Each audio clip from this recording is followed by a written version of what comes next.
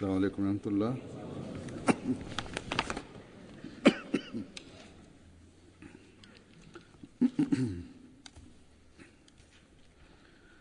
أشهد أن لا إله إلا الله وحده لا شريك له وأشهد أن محمدا عبده ورسوله أما بعد فأعوذ بالله من الشيطان الرجيم بسم الله الرحمن الرحيم الحمد لله رب العالمين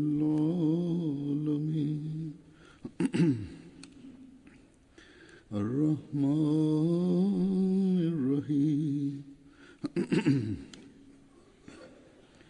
مالك يوم الدين إياك نعبد وإياك نستعين اهدنا الصراط المستقيم صراط الذين أنعمت عليهم غير المغضوب عليهم ولا الضالين.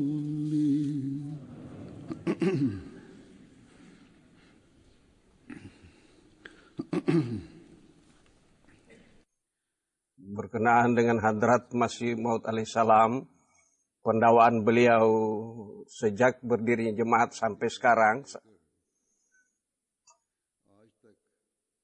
berkenaan dengan beliau alaihissalam dan pengikut beliau, orang-orang Islam terus-menerus menuduh bahwa Hadrat Masih Maud alaihissalam dengan menyebut diri sebagai nabi, atau karena kita mengakui beliau sebagai nabi, maka telah menolak khatamun nabiyyin.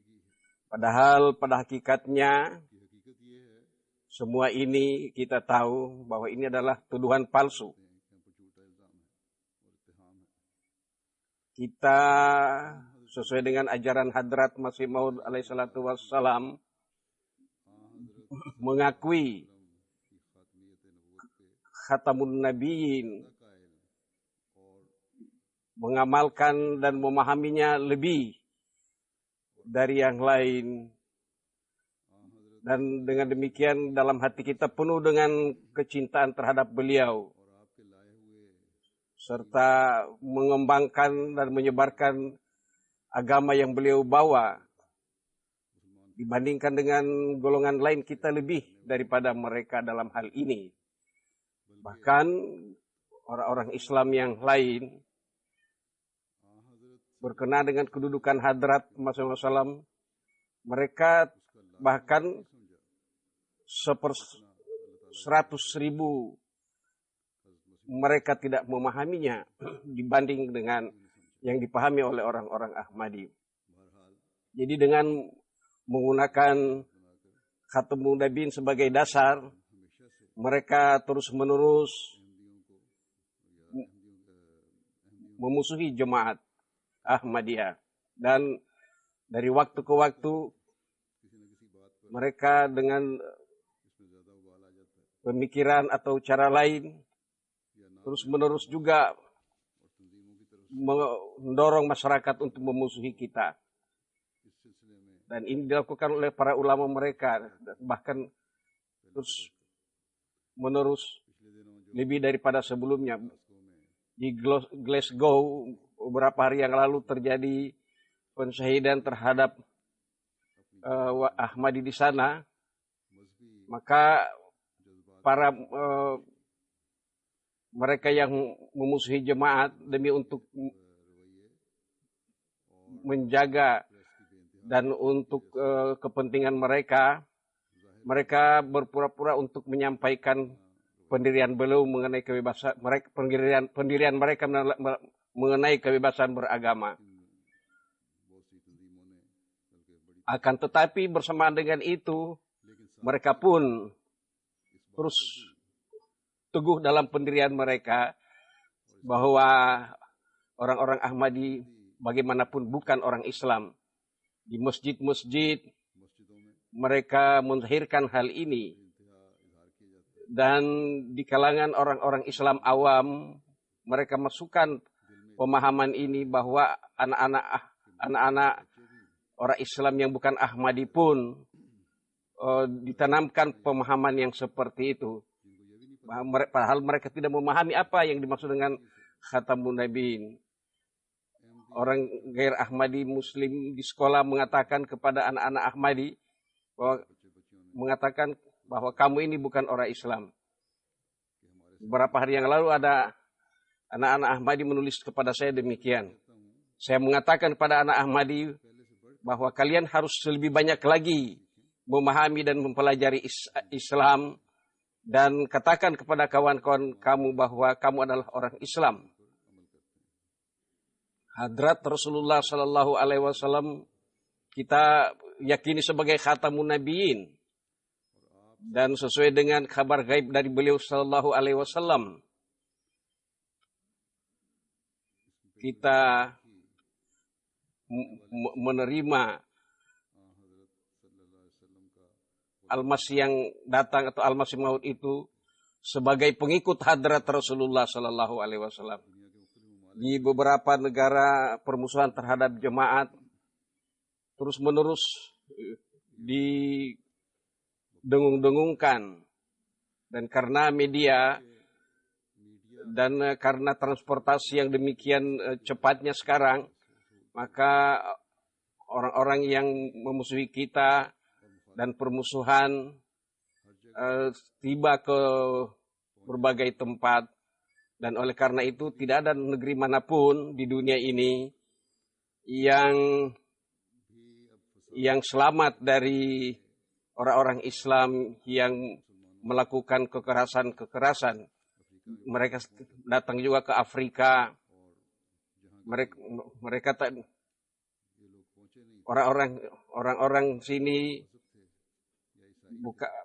tidak beragama ataupun Kristen dan tidak ada permusuhan. Tapi ketika orang-orang jemaat mendirikan masjid, maka para ulama ini tiba di sana dan mengatakan bahwa ini bukan orang Islam. Dan karena itulah mereka yang tinggal di sana dan penduduk juga di Eropa ini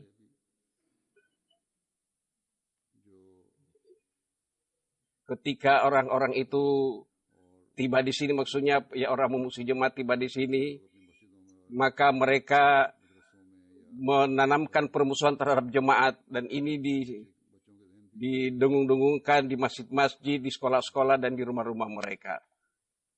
Akan tetapi, dimanapun mereka tiba, kita pun orang-orang Ahmadi, kewajiban orang-orang Ahmadi baik tua muda untuk mengetahui dan memahami ajaran Islam yang sebenarnya, dan tentu dipelajari melalui apa yang dijelaskan oleh Hadrat Masih Maud alaihissalam kepada kita. Dan atas dasar itulah jemaat Ahmadiyah berdiri, bahwa Hadrat Rasulullah Sallallahu Alaihi Wasallam adalah Nabi terakhir yang membawa syariat, dan dari segi syariat kenabian beliau tentu telah berakhir, karena tidak adalah Nabi yang membawa syariat lagi yang akan datang. Demikian juga Al-Quranul Karim adalah kitab syariat yang terakhir. Dan demikian juga Hadrat Masih Maud alaihissalatu wassalam adalah pelayan Hadrat Rasulullah Sallallahu Alaihi Wasallam. Dan beliau adalah Nabi yang melayani beliau, yaitu yang akan menjalankan syariat beliau Sallallahu Alaihi Wasallam. Jadi beliau mengembangkan dan menyebarkan, memenangkan syariat Hadrat Rasulullah SAW di dunia ini. Tapi walaupun permusuhan demikian terhadap jemaat, kita melihat bahwa bagaimana Allah Ta'ala memperlakukan jemaat, dan permusuhan itu dijadikan pupuk bagi kita, dan mestinya kita tidak terpengaruh dengan permusuhan tersebut. Dalam permusuhan yang sekarang ini, melalui media, jemaat terus makin dikenal di dunia ini, yang mungkin kita tidak bisa mengenalkan jemaat seperti itu dalam beberapa tahun terakhir ini. Dan juga beberapa orang-orang Ahmadi, yaitu pemuda Ahmadi yang tadinya tidak begitu tertarik pada agama, dan hubungan mereka tidak begitu dekat ke jemaat, atau jarang datang ke jemaat, atau hanya datang waktu Id atau dalam waktu-waktu lain. Tetapi melalui media inilah mereka dapat mengetahui bahwa kita pun mengakui bahwa Hadrat Masih Wasallam adalah Nabi. Akan tetapi beliau adalah tetap pelayan Hadrat Rasulullah Sallallahu Alaihi Wasallam. Beliau bagaimana telah melakukan pelayanan dan mengkhidmati Hadrat Rasulullah Sallallahu Alaihi Wasallam, dan bagaimana beliau memperlihatkan kedudukan Hadrat Rasulullah SAW sebagai Khatamun Nabiin, dan bagaimana beliau telah mengarahkan dan membina kita. Ada beberapa kutipan saya akan sampaikan berkenaan dengan ini.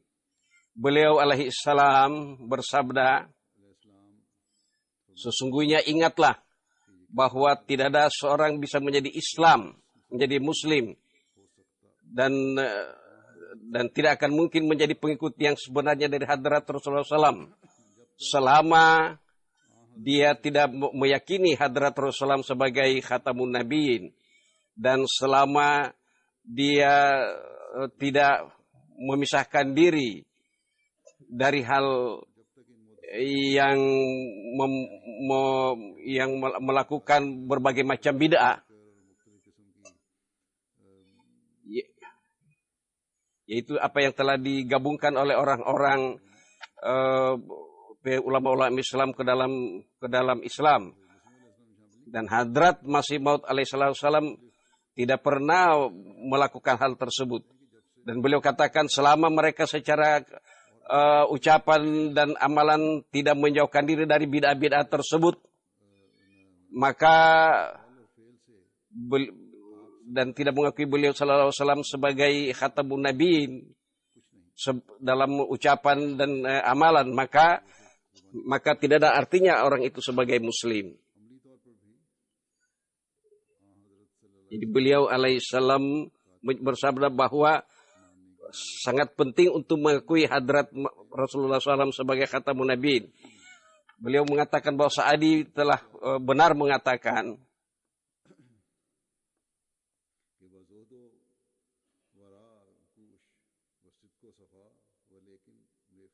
yaitu bahwa bertakwa memang penting, harus diupayakan, akan tetapi tidak boleh melewati Hadrat Rasulullah Sallallahu Alaihi Wasallam. Beliau alaihissalam bersabda bahwa pengakuan kami ialah, pendirian kami ialah bahwa yang dimasukkan Allah Ta'ala dalam diri kami, yaitu bahwa kita harus menegakkan Khatamun Nabiin dari Nabi Muhammad Sallallahu Alaihi Wasallam, dan kita harus menghilangkan dengan sebenar-benarnya bid'ah-bid'ah yang telah dimasukkan ke dalam ajaran Islam. Jadi sebenarnya mereka inilah yang telah menolak Khatamun Nabiin. Dan beliau katakan, lihatlah para pir atau ulama-ulama yang melakukan bid'ah-bid'ah itu. Maka bandingkanlah apakah kita yang benar-benar mengamalkan Khatamun Nabiin ataupun mereka. Mereka hanya mengatakan Khatamun Nabiin secara mulut, tetapi mereka melakukan apa yang mereka inginkan saja. Mereka telah mendirikan syariat yang lain. ada sholat Baghdadi, sholat Makus, yang dilakukan atau yang diciptakan oleh beberapa firqah Islam. Apakah di dalam Al-Quranul Karim atau dari amalan hadrat Rasulullah SAW dapat diketahui hal tersebut? Dan demikian juga ada yang mengatakannya Syekh Abdul Qadir Jailani syai'in lillah, yaitu mereka meminta kepada Abdul Qadir Al-Jailani. Jadi mereka, padahal di dalam zaman hadrat Rasulullah SAW tidak ada Syekh Abdul Qadir Al-Jailani. Yaitu di zaman Rasulullah SAW tidak ada beliau. Lalu siapa yang mengajarkan kepada mereka doa yang seperti itu? Jadi maka putuskanlah dengan melakukan hal yang seperti itu.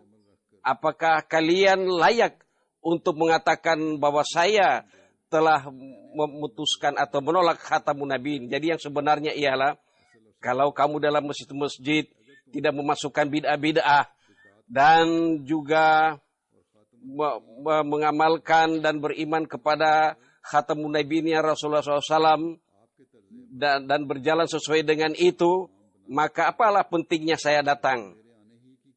Karena karena bid'at dan kenabian-kenabian baru kalian itulah Allah Ta'ala telah mengirimkan aku ke dunia ini, agar supaya melalui kurnia-kurnia dari hadrat Rasulullah Sallallahu Alaihi Wasallam itulah, berkat-berkat beliau itulah saya datang untuk menghapuskan bid'at-bid'at tersebut. Jadi orang-orang ini menganggap bahwa bertawaf ataupun sujud kepada orang-orang suci itu merupakan hal yang penting, dan mereka anggap bahwa itu hal biasa saja. Artinya tidak merusak Islam. Padahal orang yang mengatakan mencintai orang yang suatu wujud yang lain, lalu tapi dia mengikuti orang lain, lalu apalah kekhususan dia dalam mencintai wujud tersebut?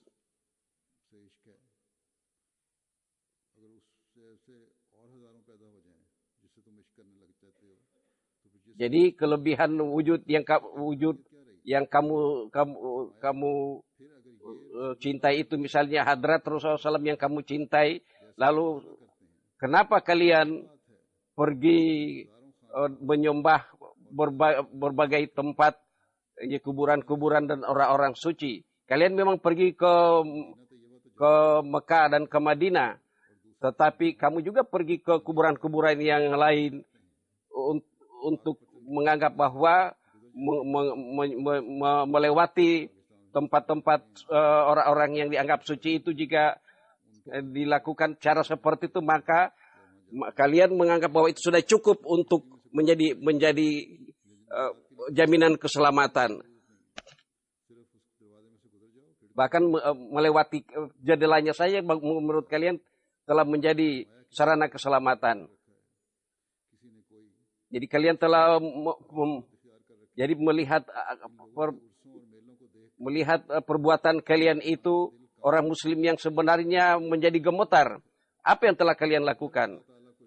Dan gairat Allah Ta'ala, yaitu inna dina indalal Islam. Kalau dia juga tidak berfirman inna nahnu nazzalna dzikra wa inna lahu lahafizun, maka tentu hal yang demikian itu tidak akan mungkin dapat dihilangkan. Yaitu kalau Allah Ta'ala tidak menghendaki.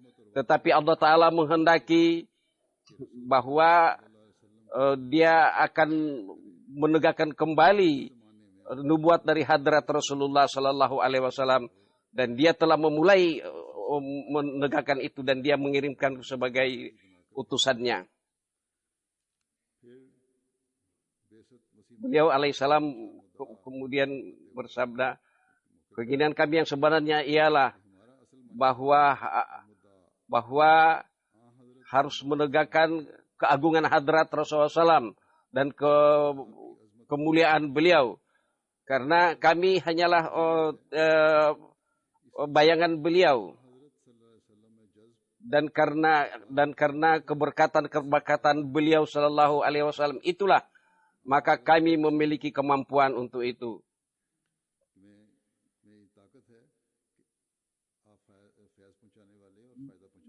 Dan berkat dan faedah itulah saya mendapatkan bagian di dalamnya.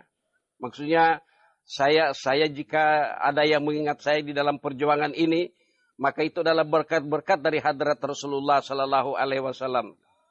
Jadi dalam lingkup berkat-berkat hadrat Rasulullah Sallallahu Alaihi Wasallam, beliau berada di dalamnya dan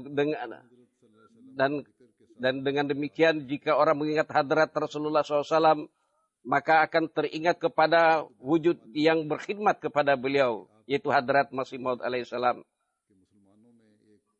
Jadi di dalam masa 1000 tahun di mana bid'ah yang telah terjadi di kalangan umat Islam, dengan kedatanganku supaya hal itu dapat diperbaiki. Jadi apa yang datang dari Allah Subhanahu wa taala tidak akan mengatakan hal-hal yang buruk dan akan mengatakan bahwa beribadah kepada Allah taala dan berbuat baiklah kepada umat manusia, salatlah dan keluarlah dari berbagai keburukan-keburukan. Saya datang untuk memperbaiki kesalahan-kesalahan kekeliruan tersebut, yaitu zaman kegelapan yang telah terjadi di kalangan umat Islam. Maksud di zaman itulah terjadi bidah-bidah ini, dan kesalahan yang sangat besar ialah telah menjadikan keagungan kemuliaan Allah Taala telah menjadi samar-samar, dan demikian juga kemuliaan hadrat Rasulullah Sallallahu Alaihi Wasallam. Dan kebenaran beliau dan ketinggian ajaran beliau pun telah menjadi samar-samar. Orang Kristen mengatakan bahwa Nabi Isa alaihissalam itu hidup dan Nabi Isa alaihissalam sudah wafat, dan mereka mengatakan bahwa itu adalah anak Tuhan, itu Nabi Isa adalah anak Tuhan. Inilah yang dikemukakan oleh para ulama Kristen. Dan sebagian umat Islam juga mengakui bahwa Nabi Isa alaihissalam selama 2000 tahun masih berada hidup di langit dan tidak pernah terjadi perubahan selama 2000 tahun. Dan hadrat Rasulullah SAW mereka akui sebagai wafat. Maka saya mengatakan hatiku menjadi gemetar mendengar hal ini dari mulut orang Islam, bahwa hadrat Rasulullah SAW telah wafat. Seorang Nabi yang secara rohani hidup dan dikatakan wafat. Lalu apalah yang lebih daripada ini dalam menghina beliau, menghina Islam. Dan mereka telah menciptakan satu hal baru untuk menentang Al-Quranul Karim.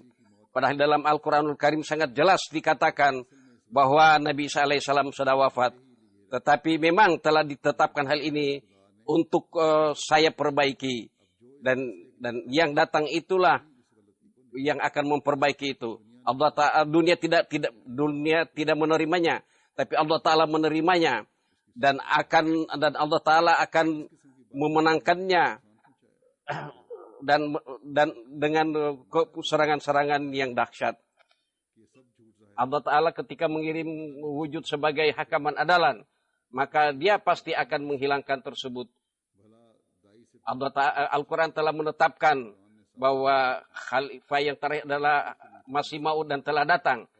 Dan kalau ada yang tidak mau mengakuinya, maka dia tidak hanya akan merugi, tapi dia akan menjadi orang-orang, dia akan dikatakan sebagai orang yang akan merugikan Islam.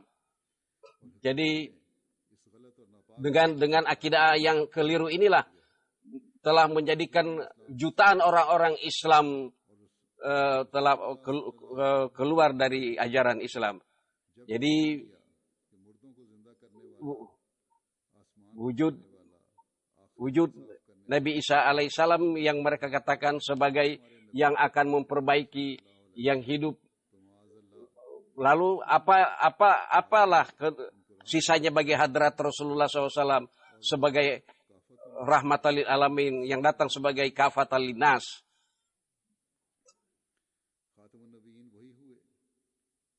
Jadi khatamun nabiyyin yang mereka fahami.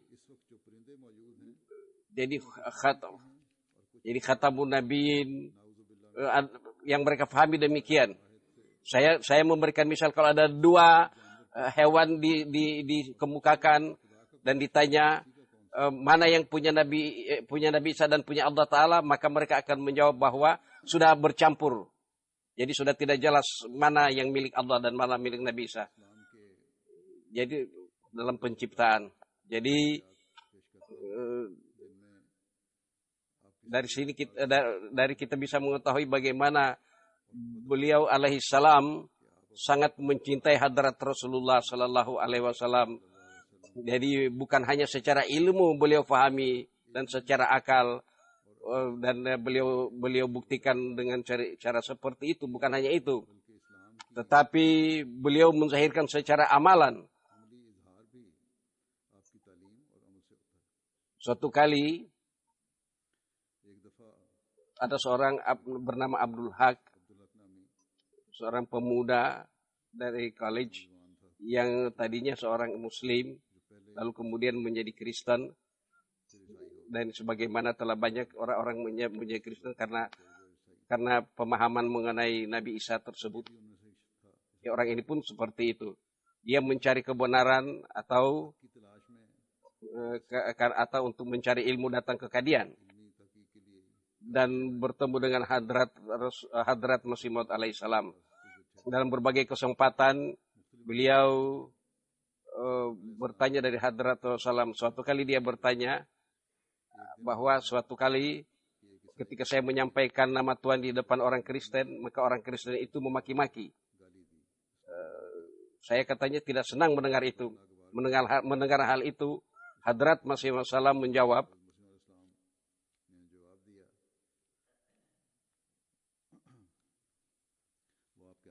yaitu bagaimana beliau bersabda, saya tidak perlu dengan orang memaki.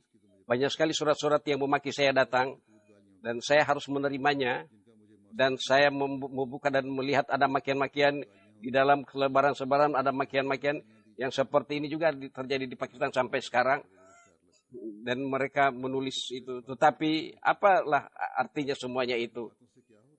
Apakah dengan itu nur ilahi akan redup? Tidak.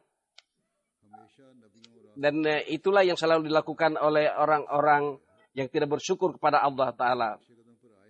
Lihatlah bagaimana, lalu apa yang terjadi juga dengan Nabi Isa alaihissalam. Karena orang ini orang Kristen, maka contoh Nabi Isa yang diberikan.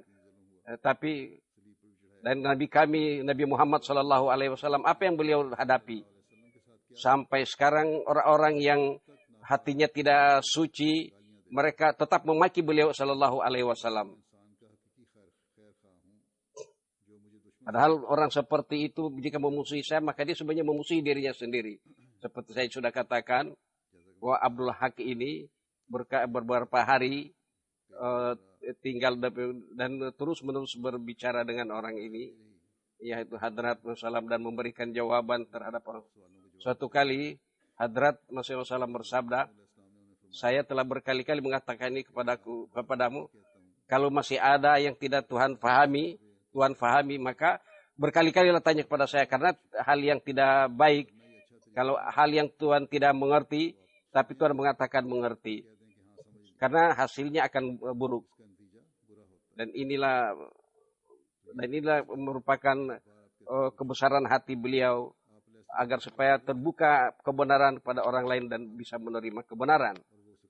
Pemuda ini yang disebut, dan orang ini mengetahui Sirajuddin Isai, yaitu Isaruddin, yang pernah juga bertanya kepada hadrat Masih Maud alaihissalam, dan hadrat Masih Maud telah memberi jawaban kepadanya dan telah juga diterbitkan. Dan ketika orang ini disebutkan, hadrat Masih Maud mengatakan bahwa Sirajuddin yang datang di sini dulu, dia melakukan banyak pertanyaan dan berdiam diri, tapi tidak mau banyak bertanya lagi, tapi dia tidak mendapatkan faedah datang ke sini. Cuma hanya mengatakan ya, tapi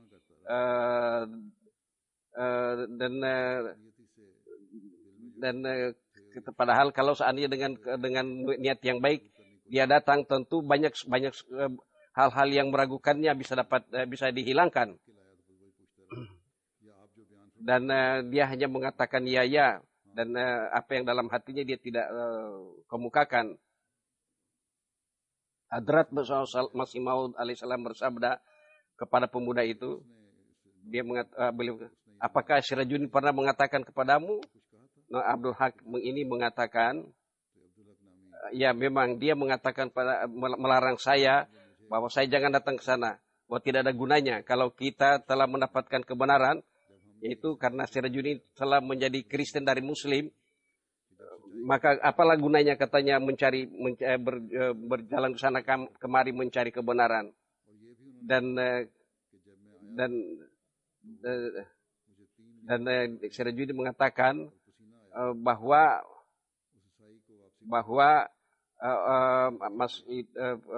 Mirza Ghulam Ahmad katanya melepas saya berjalan sejauh 3 mil. Editor Badar telah mencatat ini bahwa orang-orang yang berhati baik dan jika memperhatikan itu dan bisa memperhatikan semangat beliau itu, jika dalam fitrat orang seperti itu tujuannya adalah untuk berjalan selama 3 mil ini, apakah bukan merupakan bukan tanda simpati beliau? Lalu apa tujuan Sirajuddin? Jadi selamatan bagi orang-orang yang mencari kebenaran. Jadi Masih Maud Salam telah berkeringat dan Sirajuddin menganggap bahwa Masih Maud Salam tidak mendapatkan ilmu, padahal kalau dia tinggal bersama Hadrat Masih Maud Salam, Hadrat Masih Maud Salam mengatakan, kenapa dia tidak bertanya kepada saya? Kenapa dia tidak apakah bukankah dia telah mengatakan bahwa dia telah puas dengan jawaban-jawaban? Pada apa manfaatnya dia sholat di belakang kami? Jadi ketika saya bertanya pada Sirajuddin ini Abdul Haq mengatakan bahwa saya memang saya tanya kepadanya, pada Sirajuddin, apakah engkau juga sholat di belakangnya? Tapi katanya dia menjawab bahwa memang saya sholat di belakang, tetapi saya akan mengambil keputusan di tempat lain. Dan Sirajuddin mengatakan bahwa Masih Maud itu mencari nama, ingin kemasyhuran. Oleh karena itulah soal jawab saya diterbitkan. Jadi Hadrat Masih Maud Salam mengatakan bahwa bukan masalah kemasyhuran, tetapi adalah merupakan keinginan kami untuk membukakan kebenaran. Dan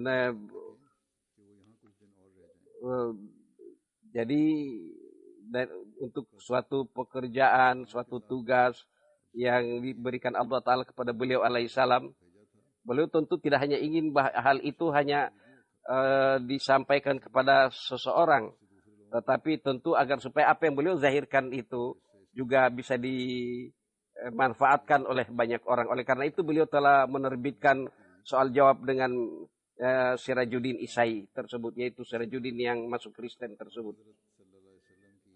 Dan beliau tujuannya yaitu untuk menegakkan dan untuk memuliakan dan mengembalikan kemuliaan hadrat Rasulullah SAW.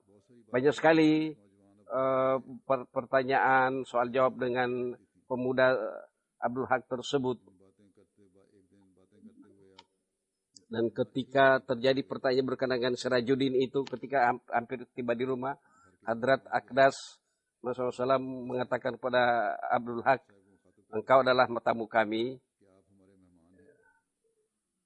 Jadi tamu tentu hanya akan bisa mendapatkan ketentraman kalau akan terbuka kepada kami untuk menyampaikan keinginan dan beliau mengatakan kepada orang-orang jemaat bahwa ini adalah tamu kita, perlakukanlah dengan baik dan upayakan jangan sampai ada kesulitan yang akan menimpanya.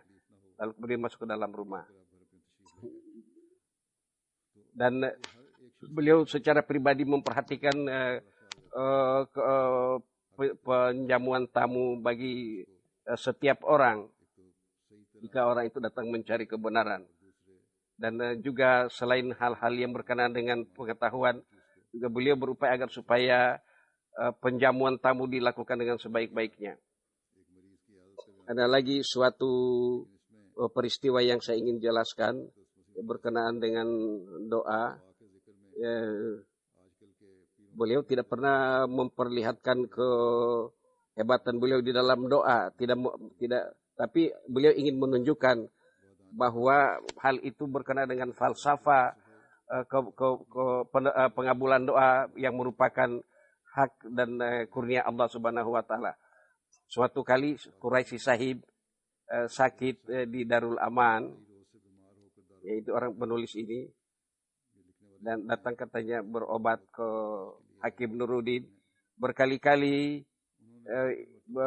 memohon doa kepada Hadrat Masih Maud alaihissalam. Beliau alaihissalam menjawab bahwa kami akan mendoakan. Suatu kali melalui Hadrat Hakim Nuruddin radhiyallahu anhu memohon agar supaya ingin bertemu dengan Hadrat Masih Maud alaihissalam, tapi karena kakinya bengkak tidak bisa hadir menemui Hadrat Masih Maud alaihissalam. Dia tidak bisa berjalan karena kaki bengkak. Hadrat Masih Maud alaihissalam pada tanggal 11 Agustus datang kepada beliau dan jadi berjanji datang, dan sesuai dengan janji itu beliau datang dan bersama dengan para sahabat beliau sampai ke tempat pasien tersebut sedang menginap dan menanyakan keadaannya, dan beliau pun tidak pernah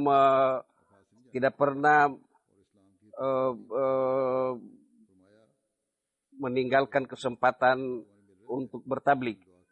Jadi beliau mengatakan, bagaimanapun doa saya tidak akan bisa dapat berbuat apa-apa kalau tidak ada kurnia dari Allah Subhanahu wa taala. Misalnya banyak rakyat yang kesulitan, kalau datang kepada pejabat dan meminta dan menyampaikan kesulitannya, dan perhatian dari pejabat tersebut baik, maka tentu dia akan mendapatkan penanganan yang baik. Begitu juga kalau doa-doa kita mendapatkan persetujuan dari Allah Ta'ala, ada kurnia-kurnianya, yaitu sebagaimana firman-Nya, ud'uni astajib lakum, berdoalah kamu dan aku akan kabulkan. Di sini bahwa ada perintah dan izin, dan di sini yaitu syaratnya adalah menerima perintah Allah Ta'ala dan beribadah kepadanya merupakan syarat. Jadi perbaikilah diri seorang hamba jika menginginkan sesuatu dari Allah Ta'ala, maka perbaikilah dirinya. Dan selama seseorang tidak pernah menimbulkan kemarahan Allah Ta'ala, maka tentu dia tidak akan mendapatkan kesulitan. Tapi jadi jika orang bertobat, maka Allah Ta'ala akan memperbaiki orang tersebut. Jadi Allah Ta'ala akan memberikan ilmu kepada tabib yang akan mengobati seorang pasien jika seorang pasien itu memang berkenan untuk mendapatkan penyembuhan dari Allah Subhanahu wa Ta'ala. Jika Allah Ta'ala berkenan memberikan kesembuhan kepadanya, karena Allah Ta'ala berfirman kun fayakun, yaitu bahwa jika Allah Ta'ala menghendaki maka hal itu pasti akan terjadi. Satu kali katanya ada seorang yang membersihkan kuku dengan pensil, lalu kemudian membengkak tangannya, lalu dokter kemudian menyarankan untuk dipotong jarinya tersebut, tapi orang tersebut tidak ingin dan tidak setuju, maka akhirnya orang tersebut tangannya menjadi rusak. Jadi satu kali Kalau saya pernah melihat dalam mimpi bahwa seseorang memohon doa dan mengenai jarinya, dan ketika saya berdoa, saya melihat dalam mimpi bahwa jarinya telah sembuh. Jadi kemudian memang terjadi demikian. Jadi kalau seseorang akan mendapatkan kurnia dari Allah Subhanahu wa taala dengan seizinnya, maka ada cara-cara yang akan menimbulkan atau akan menciptakan terpenuhinya keinginan Allah Subhanahu wa taala. Memang ada kalanya ada beberapa hal yang akan menjadi akan terjadi kepada seseorang sesuai dengan keinginan Allah taala. Yaitu maksudnya apa yang diinginkannya itu tidak terjadi karena ada keinginan Allah taala yang lain yang terjadi. Jadi ingatlah bahwa Allah taala berfirman, apapun yang akan bermanfaat bagi manusia, maka itu yaitu akan langgeng di dunia ini. Wa amma ma yanfa'un nas fayamkutsu fil ard. Jadi, dan hal ini juga terdapat dalam kitab-kitab yang sebelumnya, bahwa ketika seorang itu datang dan dia tidak dapat memenuhi semua tugasnya itu, maka Allah Ta'ala akan memperbaikinya. Jadi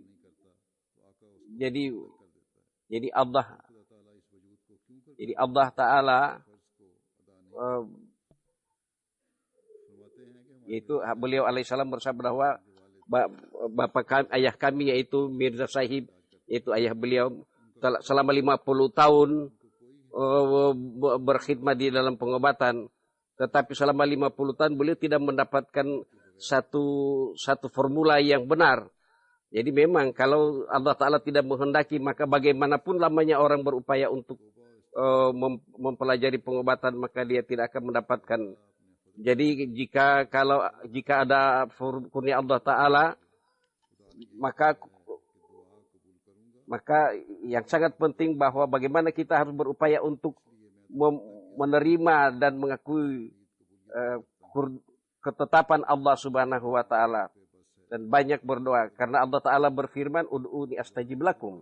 Itu berdoalah maka aku akan akan menerima doa tersebut. Jadi sesuai dengan ajaran Islam yang dicontohkan oleh Hadrat Masih Maud Salam, yaitu bagaimana kita harus melakukan hukukullah dan hukukul ibad sebagaimana yang dipelajari dari junjungan beliau Hadrat Rasulullah Sallallahu Alaihi Wasallam. Beliau alaihissalam bersabda bahwa dari hak-hak Allah Ta'ala yang terbesar adalah kita harus menyembah kepadanya. Dan kalau seandainya tidak ada dosa dan neraka pun, kita harus beribadah kepadanya. Dan hubungan dari Allah Ta'ala, hubungan pribadi yang dimiliki oleh manusia terhadap sembahannya, jangan sampai berubah. Jadi beliau alaihissalam mengatakan bahwa kepada sebagian ulama mengatakan bahwa kalian menyembah Allah Ta'ala karena ada sesuatu, padahal bahkan Allah Ta'ala berfirman bahwa kita harus menyembah kepadanya, tidak ada urusan apakah mendapatkan surga atau tidak mendapatkan surga, apakah mendapat neraka atau surga. Beliau mengatakan bahwa pendirian saya ialah bahwa hal yang kedua yang penting adalah sangat mencintai umat manusia. Dan pendirian saya ialah bahwa selama kita tidak mendoakan musuh, maka selama itu kita tidak akan mendapatkan kebersihan hati. Karena Allah Ta'ala berfirman, ud'uni, yaitu berdoalah kepadaku. Di situ tidak disebutkan bahwa musuh tidak termasuk di dalamnya. Dan menurut pendirian saya bahwa mendoakan musuh itu adalah sunnah Rasulullah SAW. Dan Hadrat Umar radhiyallahu ta'ala anhu masuk Islam karena adalah hasil daripada doa Hadrat Rasulullah SAW. Jadi oleh karena itu kita tidak boleh memusuhi orang-orang yang memusuhi kita. Dan oleh karena itu saya bersyukur kepada Allah Ta'ala. Saya tidak pernah tidak mendoakan musuh. Bahkan sekurang-kurangnya saya mendoakan 3 kali untuk mereka. Dari situ kita mengetahui bahwa jika tidak boleh memusuhi orang. Jadi jangan sama sekali ada orang-orang jemaat yang memusuhi orang lain dengan karena Allah Ta'ala tidak menyenangi orang yang memusuhi orang lain dengan melampaui batas. Yaitu Allah Ta'ala tidak ingin ada perpisahan dan juga tidak ingin juga ada pertemuan. Yaitu maksudnya kalau hubungan antara manusia, yaitu Allah Ta'ala inginkan tidak ada perpisahan di antara umat manusia, yaitu selalu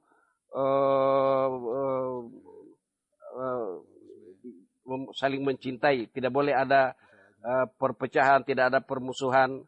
Allah Ta'ala tidak menghendaki demikian. Dan Allah Ta'ala juga tidak menghendaki bahwa dia diserikatkan dengan orang lain.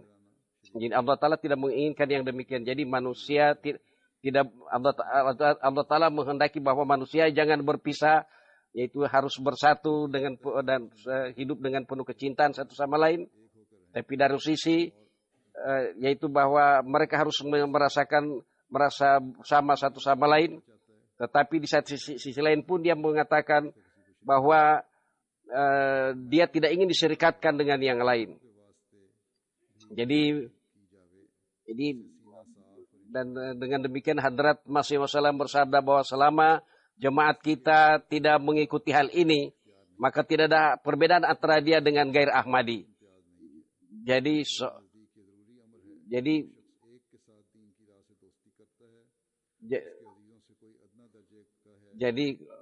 kita harus memiliki kecintaan kepada orang lain. Karena inilah adalah tanda Allah Subhanahu wa Ta'ala, sifat Allah Subhanahu wa Ta'ala, yaitu bahwa Allah Subhanahu wa Ta'ala pun memberikan kurnia kepada orang-orang yang menentangnya. Jadi oleh karena itu siapapun yang memiliki hubungan dengan saya, maka hendaknya kalian juga harus memiliki sifat-sifat yang seperti itu. Jadi kesimpulannya ialah ini merupakan suatu ajaran yang berdasarkan takhallaku bi akhlakillah, berakhlaklah kamu dengan akhlak Allah Subhanahu wa Ta'ala. Jadi semoga kita dapat memahami hal ini. Dari sini kita mendapatkan kejelasan bahwa beliau alaihi salam telah memahami dan melaksanakan ajaran Al-Quranul Karim dan sunnah yang mulia Rasulullah Sallallahu Alaihi Wasallam dengan sebenar-benarnya. Jadi beliau tidak hanya dengan mulut mengatakan khatamun nabiyyin, tetapi setiap kata dan perbuatan beliau adalah mengikuti hadrat Rasulullah Sallallahu Alaihi Wasallam, dan ajaran dan syariat inilah yang telah beliau upayakan dengan sebaik-baiknya untuk disebarkan agar supaya dunia dapat mengetahui bahwa ajaran yang indah ini yang diterima oleh hadrat Rasulullah SAW adalah ajaran yang akan memberikan keselamatan dengan sebenar-benarnya. Dan inilah yang beliau ajarkan kepada umat beliau dan hadrat Rasulullah SAW mengajarkan ini kepada pengikut beliau. Mudah-mudahan Allah Ta'ala memberi taufik pada kita untuk ini, di mana kita dapat memahami dan mengamalkan dengan sebaik-baiknya, dan semoga kita pun dapat memahami kedudukan hadrat Rasulullah SAW dan dapat memperlihatkan gambaran Islam yang benar kepada dunia. Amin Allahumma.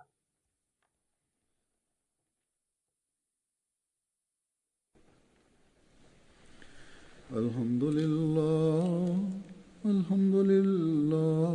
nahmaduhu wa nasta'inuhu wa nastaghfiruhu wa nu'minu bihi wa natawakkalu alayhi wa na'udzu billahi min shururi anfusina ومن سيئات أعمالنا من يهده الله فلا مضل له ومن يضلل فلا هادي له ونشهد أن لا إله إلا الله ونشهد أن محمدا عبده ورسوله عباد الله رحمكم الله إن الله يأمر بالعدل والإحسان وإيتاء ذي القربى